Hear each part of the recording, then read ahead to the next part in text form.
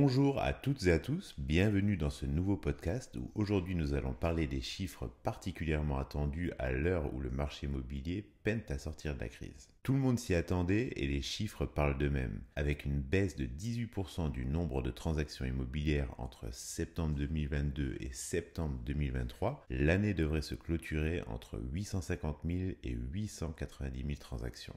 Un niveau proche de celui de l'année 2016, alors que nous étions encore à plus de 1,1 million de ventes de logements anciens en fin d'année dernière. La baisse des prix se confirme.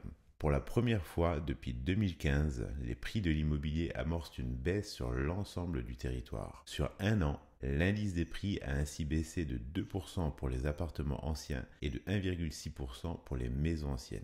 Cette baisse ne devrait pas s'arrêter là, puisque les projections des notaires prévoient un recul des prix de 3% sur un an pour les appartements et de 3,4% sur les maisons à fin décembre 2023. À noter que la baisse des prix risque de ne pas être homogène sur toute la France, puisque celle-ci atteindrait 6,8% en Île-de-France à fin janvier 2024 contre seulement 1,1% en province pour les appartements anciens. En ce qui concerne les maisons anciennes, la tendance serait également à la baisse. Les notaires anticipent ainsi un recul des prix de 3,3% pour la province et de 7,3% pour l'Île-de-France pour fin janvier 2024. Si les prix sont à la baisse à Paris, Bordeaux, Nantes, Rennes ou encore Lyon, avec un repli compris entre 0,2 et 3,9% sur un an, ce n'est pas le cas pour toutes les métropoles. Orléans, Toulon, Nice et Marseille affichent ainsi cette année des hausses de prix significatives. 5% pour Orléans, 7% pour Toulon et Nice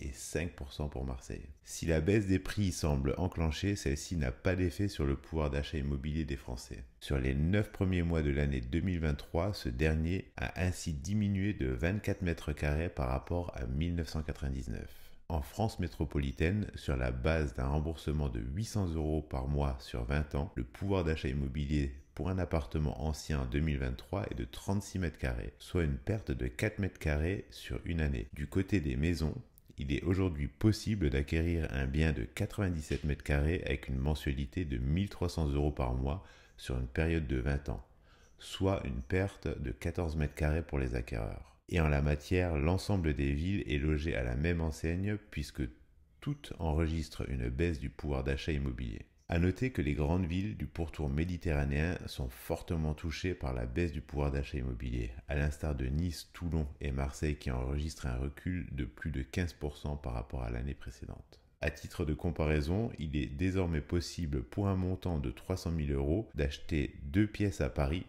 3 pièces à Marseille, 5 pièces à Caen ou une maison de 4 pièces à Montpellier et aux Sables d'Olonne et de 5 pièces à Lille. C'était tout pour aujourd'hui, j'espère que ce contenu vous aura plu, n'hésitez pas à liker, c'était Xavier et je vous dis à la prochaine.